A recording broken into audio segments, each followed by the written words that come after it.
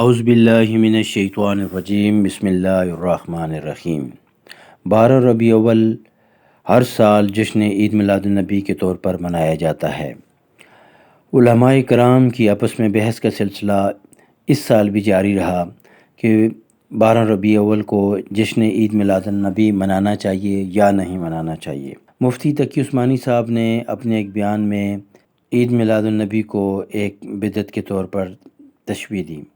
اسی طرح ڈاکٹر طاہر القادری صاحب نے اپنے دلائل کے اندر یہ کہا کہ یہ تمام ادوار میں ثابت ہے کہ جشن عید میلاد النبی صلی اللہ علیہ وآلہ وسلم منایا گیا، کہ نبی کریم صلی اللہ علیہ وسلم کا یہ جشن منانے کا جو طریقہ کار ہے یا جو طریقہ کار اختیار کیا جاتا ہے، کچھ اس کے حق میں بیان دیتے ہیں، کچھ اس کے مخالفت میں بیان دیتے ہیں۔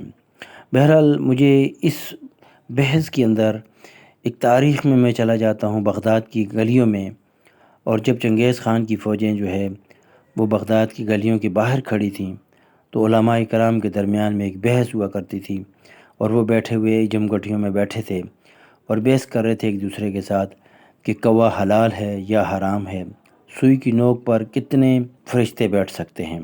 اگر ہم آج اپنے دین کا جائزہ لیں تو ہمارے نبی کریم صلی اللہ علیہ وسلم کے اس لائے ہوئے دین میں اس وقت کتنے فرقے بن چکے ہیں، کون صحیح ہے کون غلط ہے، ہر ایک دوسرے کو کہہ رہا ہے کہ میں صحیح ہوں تو غلط ہے۔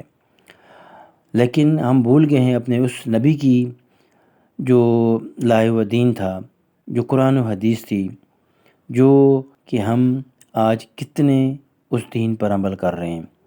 ہمارے نبی نے جو ہمیں اخلاق سکھائے، کیا آج ہم اس پر عمل کر رہے ہیں؟ کیا نبی کریم صلی اللہ علیہ وسلم نے جس طریقے سے ہمیں زندگی گزارنے کی تعلیمات دیں، ہم اس طرح زندگی گزار رہے ہیں؟ سوچنے کی بات ہے۔ علماء کرام بھی ہمارے سروں کے تاج ہیں۔ اب اس میں یہ بحث میں جانا کہ جائز ہے یا ناجائز ہے، ایک ایسی بحث ہے جس کا کوئی حاصل نہیں ہے۔ جنہوں نے منانی ہے وہ منائیں، اور جنہوں نے نہیں منانی وہ نہ منائیں، لیکن ایک دوسرے کے اوپر اپنی رائے کو مت تھوپیں اور ایک دوسرے کے بارے میں اس طرح کا دینی تفرقہ پیدا نہ کریں۔ آپ صلی اللہ علیہ وآلہ وسلم پوری دنیا کے لیے رحمت اور ہماری نجات کا ذریعہ ہیں۔ ہمیں اپنے نبی کریم صلی اللہ علیہ وآلہ وسلم کی تعلیمات پر عمل کرنا چاہیے، بجائے اس کے کہ ہم کسی تفرقے میں پڑیں، کسی اختلاف میں پڑیں، ایک دوسرے کو برا بھلا کہیں۔